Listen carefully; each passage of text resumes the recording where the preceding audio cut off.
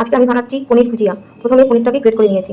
তার সাথে লাগছে পেঁয়াজ কুচি, টমেটো, কাঁচা লঙ্কা কুচি, ধনেপাতা, আদা রসুনের পেস্ট, তেল, আর এখানে মেথি, লবণ, জিরে, হলুদের গুঁড়ো, লঙ্কার গুঁড়ো আর ধনের গুঁড়ো। এই কড়াইতে আমি তেল দিয়ে দিলাম। তেলটা এবার গরম হয়ে এসছে। তেল গরম হয়ে এসছে, এবার এতে দেবো পেঁয়াজ।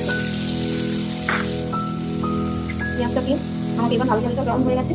এবার এতে দেবো টমেটো। টমেটো দিয়ে এটাকে এতে দেবো আদা রসুনের পেস্ট,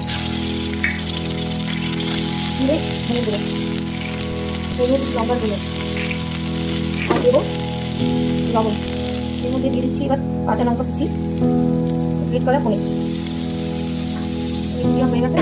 এবার সবার লাস্টে দেবো আমি ধনে পাতা কুচি, মেথি পাউডার, মানে মেথি পাতা দিয়ে এটাকে নাড়ি চাড়িয়ে হয়ে গেল পনির ভুজিয়া। সবার লাস্টে আমি দিলাম ধনে পাতা আর মেথি পাতা দিয়ে নাড়িয়ে গ্যাস বন্ধ করে দিলাম। কমপ্লিট আমার পনির ভুজিয়া।